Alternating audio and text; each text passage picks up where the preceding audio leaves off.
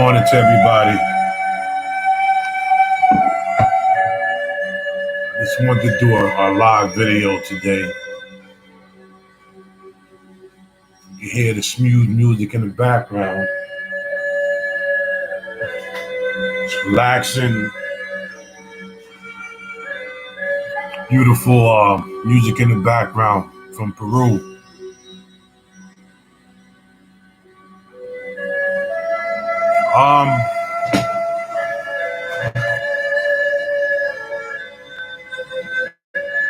I was prompt in the thoughts in my mind to do this video today.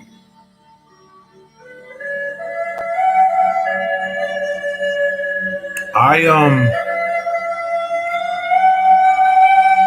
made a video, a little short one, a couple of days ago. And it was about how I said that black people hate each other. The black community right now is going through a lot of internal hate and internal disgust and internal resentment towards each other. I made a video saying that black people hate each other because of all the violence that's going on and the terrorism that's internal in the Black American community. When I made this video, I put this video, it was about maybe 2.5, 3 minutes. I put it on TikTok. And there was two Black American brothers that got on my messenger and asked me what was the point. What was the point? My point was that when we was growing up in the hood, there was certain things that you was supposed to do and not supposed to do. And that was, if you had problems with a person, you took care of that problem between you and that person. You didn't involve kids, elderly people, and women that had nothing to do with your beef. But right now, and I'm gonna keep harping on this, and majority of my videos is getting on Black Americans, my black people. People think that I hate my own race and my own kind. No, I don't. I hate the stupid things that we pull and do in our neighborhood. When I was growing up, I was born on 181st Street in the South Bronx, New York, and I was raised in Yonkers, New York. And like I said, there was a code that the OGs said, if you have beef with somebody, take it with that person, not nobody else. But the thing about the Black Americans, we can't handle the truth. And we know in our heart and our mind, we have problems with each other. We know in our heart and our mind that we're killing each other over streets that's not ours. We don't own it. We have no deed saying we own these blocks. We have no deed saying that we own these buildings.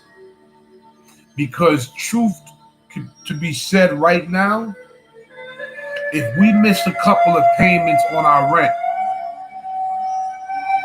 Jewish people that own our buildings, Asian people that own our buildings, can tell us to leave, and they will take us to court and get us out of there. So when we say this is our block, this is not our block. We live here, but we have no deed saying that we own these blocks. So when I made the video, you had a bunch of black Negroes getting upset and asking me what was the point and a blah, blah, blah. They started adding other stuff in. And I noticed that when we, as black folks that try to rationalize our situation in our hood, I noticed there's always black folks that's going to defend criminals.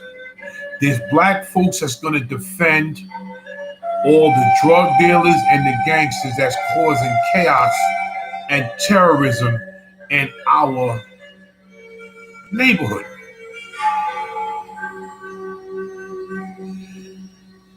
There's been numerous shootings in every part of the hood in the United States, whether it's New York, Chicago, LA, Miami, Florida, Detroit, Michigan, Nashville, Tennessee, Atlanta, Georgia, Louisiana, and the list keeps going on and on and on. The violence that's being portrayed in our neighborhoods is horrendous. And when you have black Americans like me and other black folks that try to rationalize with black folks, we're being called token Negroes, we're being called sellouts, we're being told to mind our business, and we're being told to shut the F up.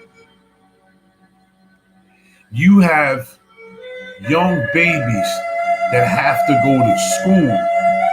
You have hardworking couples, men and women, that have to go to work. You have elderly people that's retired that worked all their lives, and all they want to do sometimes is go out to get some fresh air. They have to run errands, take care of their business. And they can't do this because they have to worry about gunfire. They have to worry about being robbed. The women have to worry about being raped. The men that go to work, that work very hard like myself, have to worry about being robbed. And if we take their life, then we're going to jail. If I'm going to work and I work very hard, I don't have no criminal record, I don't have no violence on my record, and I go to work back and forth, I have to worry about going to the check cashing place or the bank and then coming home and worry about some young punk, some terrorist taking my money and taking my life. Now here's the kicker. The kicker is this. When black folks said, okay, enough of this crap, I'm going to move out of this neighborhood, now we're a sellout in the token Negro. So you're damn if you do and you're damn if you don't. These kids that go to school and pay attention and end up, going to either college to become a lawyer, a doctor, a scientist, an astronaut, or some of them like using their hands so they go and take a trade, plumber, electrician, a painter, construction worker, a carpenter. And these young kids have a very bright future that they're going to make something of themselves. They got to worry about surviving. Because you got terrorists that live right in the ghetto. Terrorists that live right here in the United States.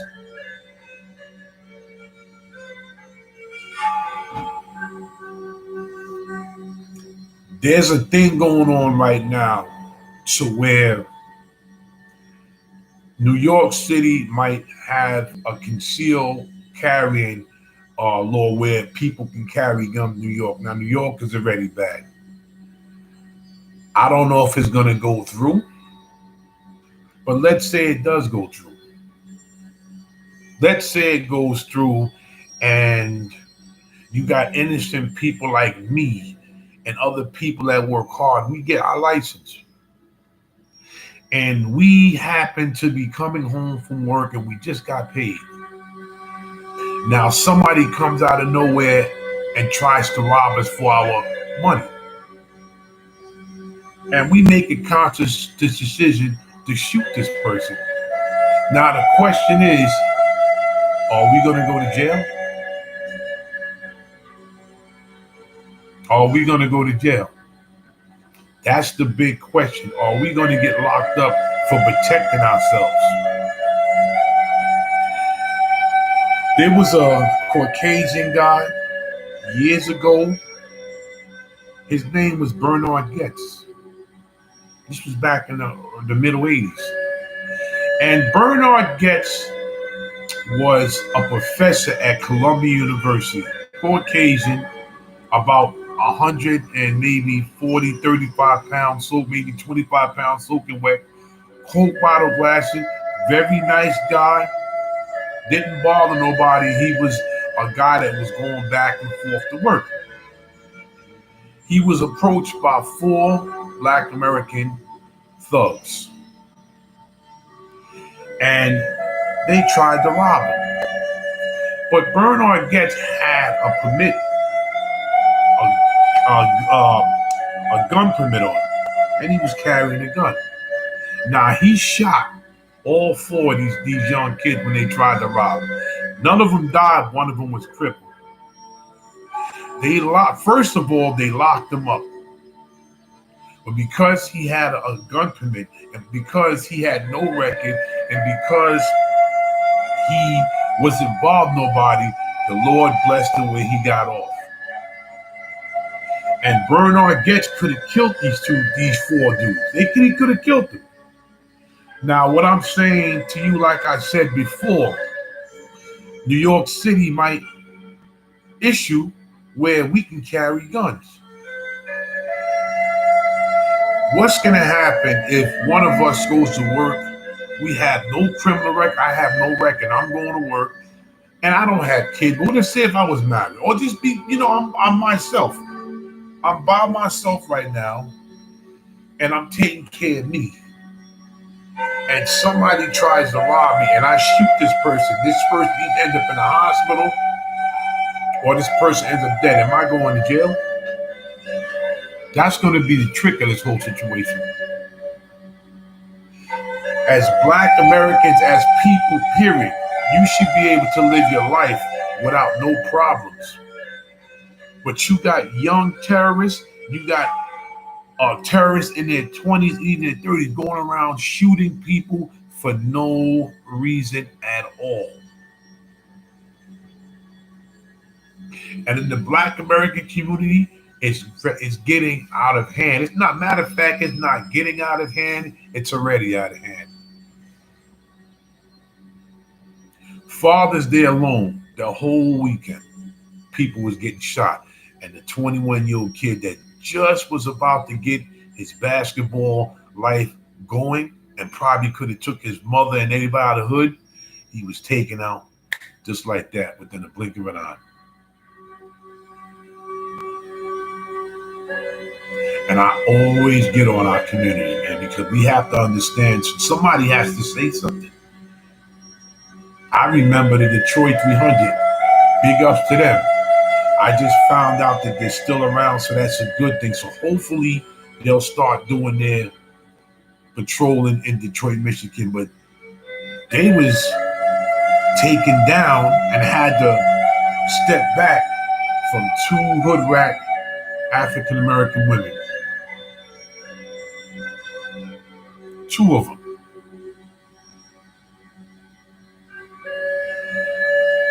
The point I'm trying to make is those brothers on TikTok said, what was my point? My point is either Black folks are going to start checking other Black folks and checking these young kids, or the violence is going to still keep going on. The violence is never going to stop. When you say what's my point? That's my point. My point is that the violence in our neighborhood is becoming too reckless. And one thing about black people, we don't like to be checked. We don't like checking other black folks, and we don't like to have somebody tell us what's going on with us and in our neighborhood. Nobody. I don't like it, but now I do because I got older. And I understand why people have to check me. You got the Pookies, the Ray Rays, the Man Mans, the Shaquanis, and all these ghetto people. They didn't grow up yet. Some of them are in their 30s and they still acting like young kids. They're not trying to at least do something. We have to do something now. Right now, this is revelation. This is the end time right now. If people don't believe in God, if you don't, well, this is not for you. But if you believe in the Lord and read that Bible, you know that this is the end time. Times are getting hard. Gas prices are going up. Food is going up. Rent, they're trying to push everybody out of their houses and apartment. The rent is so expensive where people are getting together, families and friends, and trying to rent an apartment and house together just to survive. Just to survive. So we have to start checking these young kids. We got to start checking them. Because they're pushing it and pushing it and pushing it, and they're killing innocent people for nothing. And then what happens is when they go in front of that judge and that judge says, you're going to go to, I'm giving you 30 years to think about what you did. That's when they start crying for their mother.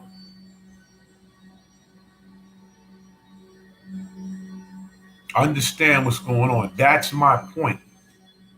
I hope this video reaches them two guys that said, what was my point? That's my point.